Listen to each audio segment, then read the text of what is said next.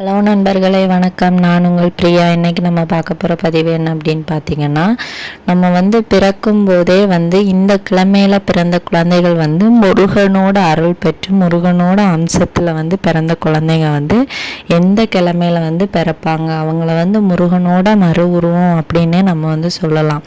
அப்போ இந்த கிழமையில் பிறந்தவங்க மட்டும்தான் முருகனோட அம்சமாக. அப்போ மற்ற கிழமையில் பிறந்த குழந்தைகள்லாம் யார், அவங்களுக்கு முருகன் அருள் கிடைக்குமா, இதெல்லாம் பற்றி நம்ம இந்த வீடியோவில் பார்க்கலாங்க. ஸோ இப்போ நம்ம பார்க்க போகிற வீடியோவோட டாபிக் நம்ம சொல்லிட்டோம். ஸோ நம்மளுக்கு நம்ம முருகப்பெருமானை நம்ம எவ்வளவுக்கு எவ்வளவு கும்பிடுறோமோ அவ்வளவுக்கு அவ்வளோ அவர் நம்மளோட லைஃப்லையும் இருப்பார். ஸோ நீங்கள் இந்த வீடியோவை பார்க்குற நீங்களுமே உங்கள் வீட்டில் உள்ள குழந்தைகள் எந்த கிழமையில் பிறந்திருக்காங்க, அவங்க முருகரோட அம்சமாக இல்லையா, நீங்கள் இந்த வீடியோவை பார்த்து தெரிஞ்சுக்க முடியும். ஸோ நம்ம கந்த கடவுளாகிய முருகரை நம்ம கும்பிடும்போது நம்மளோட வாழ்க்கையில் நிறைய விதமான கஷ்டங்களும் கண்டிப்பாக நீங்க. அதே மாதிரி இந்த முருகரோட அம்சத்தில் பிறந்த குழந்தைகள் கண்டிப்பாக வாழ்க்கையில் ஒரு நல்ல நிலையில தான் இருப்பாங்க. அவங்க கஷ்டப்பட்டாலுமே அவங்கள கண்டிப்பாக அவங்களோட கர்ம வினையின் அடிப்படையில் அவங்க பிறக்கும் போதே முருகனோட அம்சமாக பிறக்கிறதுனால இவங்க கல்வியிலையும் ரொம்ப சிறந்து விளங்கினவங்களாக இருப்பாங்க.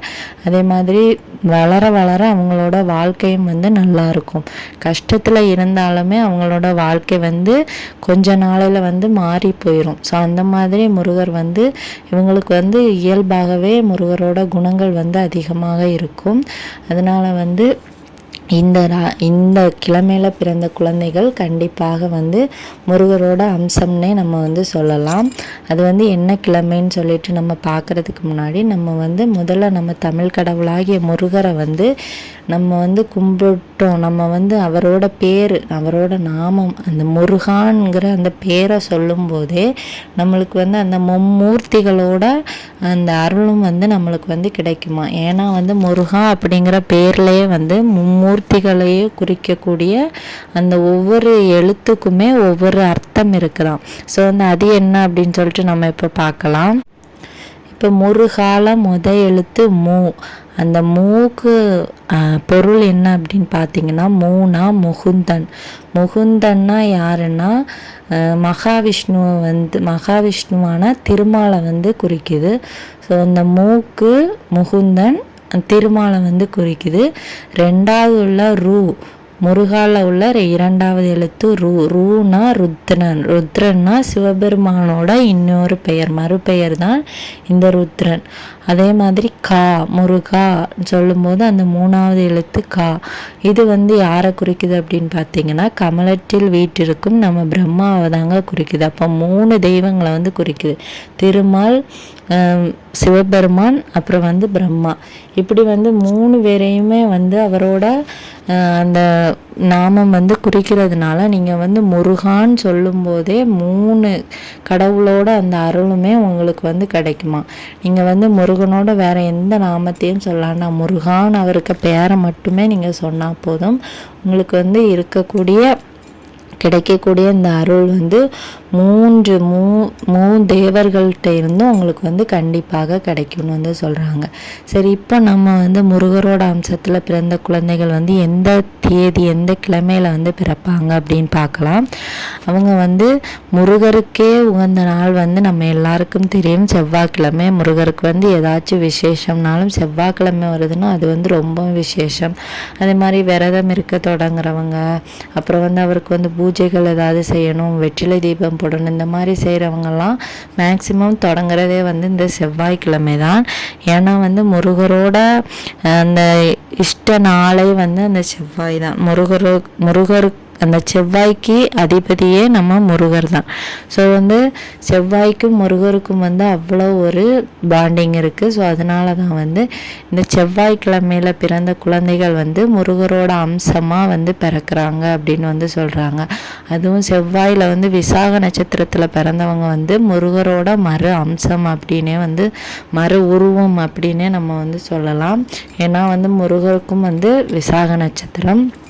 ஸோ அதனால் வந்து அந்த நாள் கிழமையில் அந்த கிழமையில் வந்து இந்த நட்சத்திரத்தில் வந்து பிறந்த குழந்தைகள் வந்து முருகரோட மறு அம்சம்னே நம்ம வந்து சொல்லலாம். அதனால இவங்க வந்து முருகருக்கு வந்து என்னென்ன மாதிரியான குணங்கள் எல்லாம் இருக்குமோ அது எல்லாமே இந்த குழந்தைகள்கிட்ட வந்து கண்டிப்பாக இருக்கும். உங்களுக்கு வந்து குழந்தையாக இருக்கும்போது தெரியலை அப்படின்னா வளர வளர கண்டிப்பாக அந்த குணங்கள்லாம் வந்து கால், முழங்கால், கை விரல், கைகள், அப்புறம் வந்து எல்லாமே எல்லா என்னென்ன உறுப்புகள் இருக்கோ எல்லாத்தையுமே வந்து முருகனோட படிப்புல வந்து நம்மளுக்கு வந்து அந்த கந்தசஷ்டி கவசத்திலேயே வரும். அவர் வந்து அந்த இடுமனை வந்து எப்படி வந்து அளித்தாரோ அதே போல நம்மளுக்கு வந்து யார் யாரெல்லாம் துன்பம் தராங்களோ எல்லாமே வந்து அவர் வந்து கண்டிப்பாக இருக்கும். அதனால வந்து இந்த செவ்வாய்க்கிழமையில பிறந்த குழந்தைகள் வந்து முருகரோட அவசரம் வந்து சொல்லப்படுது. போட்டாத விடுங்க, யூடியூப்ல பிறந்த குழந்தைகள் வந்து முருகரோட அம்சம் கிடையாது அப்படின்னு கேட்டீங்கன்னா கந்தசஷ்டி கவசம் வந்து 36 முறை படிச்சீங்கன்னா கிழமையில பிறந்த குழந்தைகள் வந்து பெரிய அந்த கர்ம வினையின் அடிப்படையில் வந்து சிறப்பாலையும் வந்து முருகனோட அம்சம். ஒரு சில பேர் நம்மளால 36 முறை முருக பக்தர்களாலேயே காரியம் கிடையாது. இப்போ இருக்கிற பிஸியான நேரத்துல நாட்கள் ஒரு தடவை கந்தசஷ்டி கவசம் படிக்கிறதுனால 20 நிமிஷம் ஆகும். சொல்ல முடியாது. முருகனோட அருளை வந்து ஸ்பீடா படிப்பேன் அப்படின்னு பூஜை பண்றது மூலமா விரதம் இருக்கிறது மூலமா 36 முறை படிக்கிற அருளை வந்து எவ்வளவு நேரம் முடியும் வந்து எடுத்துதான் வந்து நம்ம அதுக்காக நம்ம சொல்ற இந்த மந்திரத்தை வந்து நீங்க வந்து பெரியவங்களா 36 முறை சொல்லுங்க. சொல்லிட்டு ஒரு முறை கந்தசஷ்டி கவசம் படிங்க. அந்த 36 முறை உங்களுக்கு வந்து முருகர் அதிகமா பிடிக்கும் அப்படின்னா நீங்கள் இந்த மந்திரத்தை வந்து நீங்க 36 முறை சொல்லும்போது கண்டிப்பாக உங்களுக்கு வந்து கிடைக்கும், இடம் பிடிக்கும். நம்ம அந்த மந்திரம் வந்து யாரையும் எனக்கு வேண்டாம்லாம் சொல்ல ஸ்கிரீன்ல காட்டுறேன். கடவுளாகிய கந்த கடவுள் நம்ம அனைவரையுமே அப்படின்னு பார்த்தீங்கன்னா சரவண எவ்வளவு பெரிய கஷ்டம் நம்மள அவர் ஸோ இந்த செவ்வாய்க்கிழமை பிறக்க வந்து முருகரோட அம்சம் சொல்றாங்க. கிழமையில பிறந்திருக்காங்க. நம்ம கமெண்ட் செக்ஷன்ல மறக்காம கமெண்ட் பண்ணுங்க. இந்த வீடியோ உங்களுக்கு யூஸ்ஃபுல்லா இருந்துச்சுன்னா லைக் பண்ணுங்க, ஷேர் பண்ணுங்க, கமெண்ட் பண்ணுங்க. மறக்காம நம்ம சேனலை சப்ஸ்கிரைப் பண்ணி வச்சுக்கோங்க. இந்த வீடியோ பார்த்ததற்கு மிக்க நன்றி. இந்த மாதிரி வரிகள் வந்து நம்மளுக்கு வந்து இந்த கந்தசஷ்டிலேயே வரும். ரகன பவச ரரரரன அந்த மாதிரியெல்லாம் வரும்.